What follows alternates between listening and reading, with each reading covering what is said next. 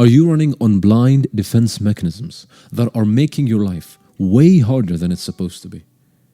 They're distorting the way that you look at life. What do I mean by defense mechanisms?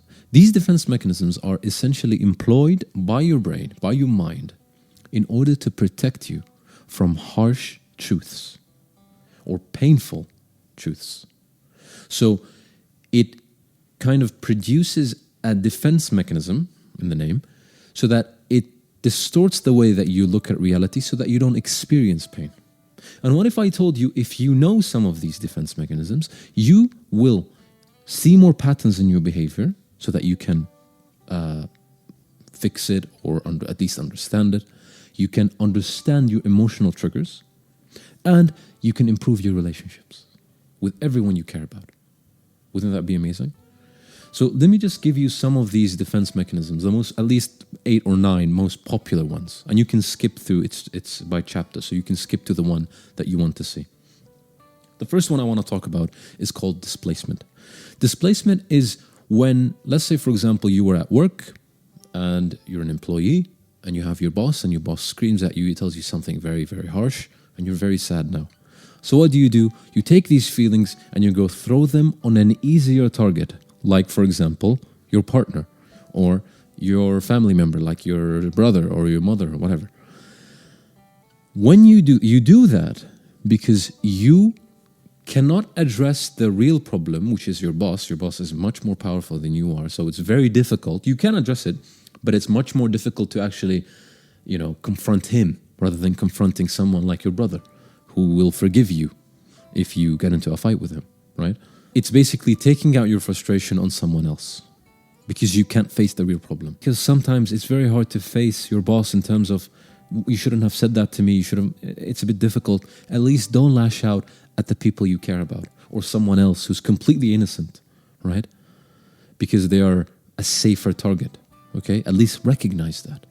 So that's displacement. So recognize that if you are powerless in a situation, don't go lash out at someone that is completely innocent. Okay, that's the first one. Second one is called projection.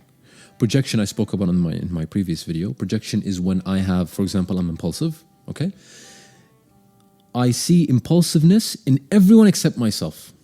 Why? For example, I have a friend. Yeah. Before I get to why, I have a friend who comes to me. I see him as impulsive. Why? So that I don't have to go through the pain of self-reflection, go through the pain of trying to change my behavior or facing the truth, So I just see it in them, in other people. It's like looking in a distorted mirror. If you're arrogant, you see other people as arrogant. It's not like that. And that is called projection. So how do you tackle it? Focus on yourself. It's much easier said than done. Try not to judge other people, okay? And focus on yourself. If you focus on yourself and you drill down and you do your inner work, like I said in my previous video, you can go watch it first. I would recommend you watch that video first, actually, before you watch this one. Do your inner work. Then you won't have an inclination to judge anyone, to see those patterns in other people, right? Because like for example, me, I know I'm impulsive. I'm not going to see my friend as impulsive or my brother or anyone, And it's okay to own up to your mistakes and say, okay, I am impulsive. What should I do? Should I change it? Sometimes it doesn't even necessitate change when you are of a certain character.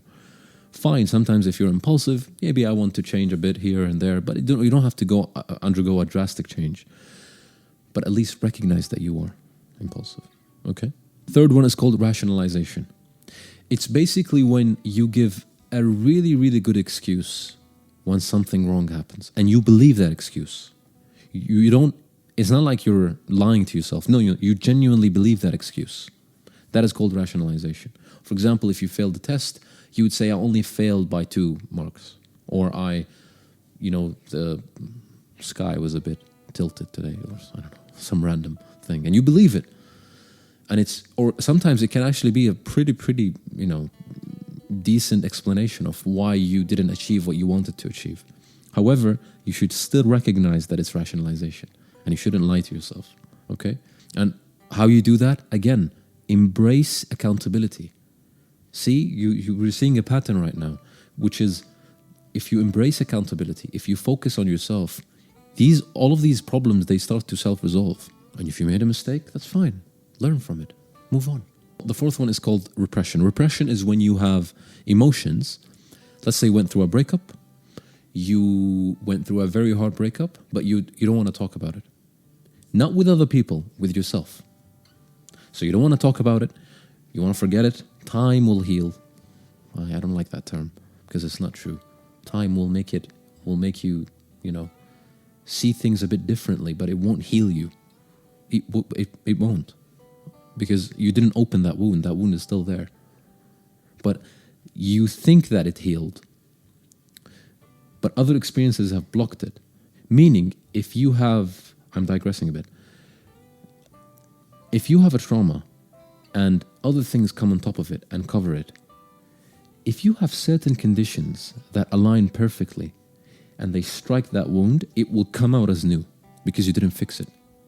As compared, if you fix it, you sit down, you analyze what happened and, so on and so forth.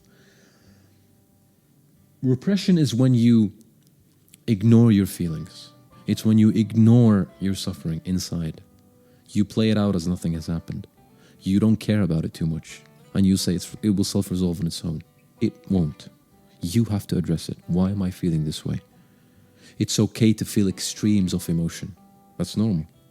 Don't just go screaming and that's too much. But feel it. If you have emotions, let them be.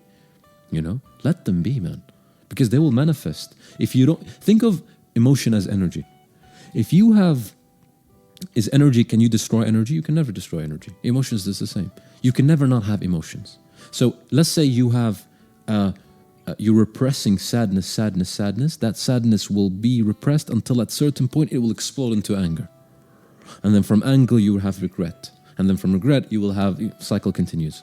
So skip all of that and deal with your repression. Stop repressing emotions. Okay? Deal with them. You went through a hard breakup? Talk about it. Even with yourself. If you don't want to talk about it with anyone, that's fine. I would recommend it. It's better for you if you trust someone and you can talk to them. Because the mere act of just talking to someone will make you, will put you at ease. But if you can't, that's fine. At least talk with yourself. Okay? Number 5, denial. Let's say you are in, I don't know why I keep using relationships as examples, but let's say you're in a toxic relationship, okay, with someone, and you keep justifying yourself of why you should stay in that relationship. Or you play it out, oh, it's normal, there's nothing wrong, it's okay. That is called denial. You're denying the truth, okay? Even though there are very, very strong signals saying otherwise. And you know them to be true. However, your mind blocks them and you see life in a different perspective. Oh, this is okay, it will self-resolve.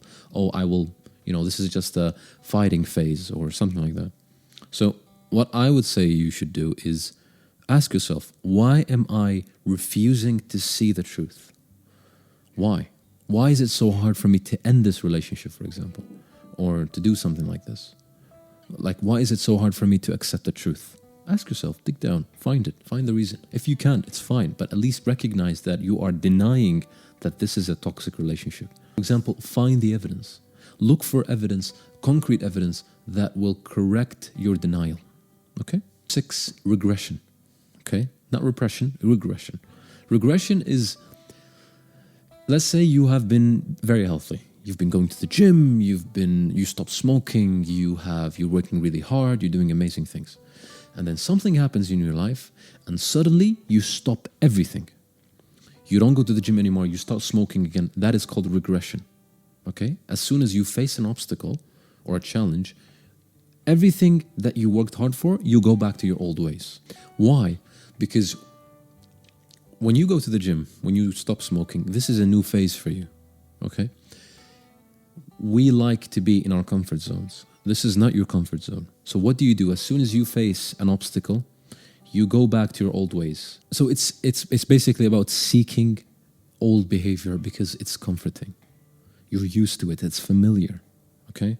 So as soon as something comes, you're like, oh, no, I don't want to do this anymore. Okay? This is called regression. And it's very important that you notice this so that you don't fall into it. Because it's very subtle. It's not like you would stop everything at once. You would stop things very slowly and then you would divert back. It's like a very, very, very long, gradual process. Okay? So how do you tackle a problem like this? Ask yourself, what is this challenge in front of me? Okay?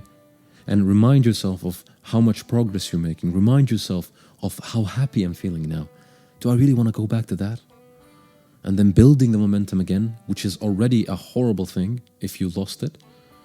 It's so annoying when you have to go back again and build all that progress again, if you've already built it before.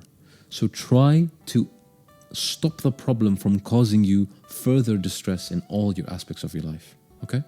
Final one I want to talk about is called reaction formation. Reaction formation is when you act differently to how you feel inside.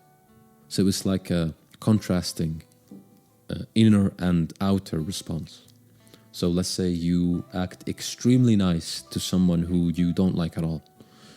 Now there's degrees, sometimes you have to be nice, you have to be professional. I'm not talking about that. I'm talking about where you're overly nice, but you really, really don't like them. And you're going out of your way so that they like you.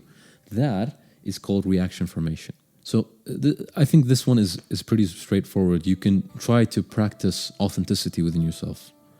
So practice authenticity is what I would say to this. Try to be more authentic. Try to be, if you see someone that you don't like, it's fine. You don't have to praise everything about them in front of them. You don't have to go out of your way. This is just one example, but you know what I'm saying. Okay, so that sums up 7 defense mechanisms. I hope you guys enjoyed the video. Hopefully it benefited you. And if it did, hit the like button to support me and my journey on YouTube. And as always, Assalamu alaikum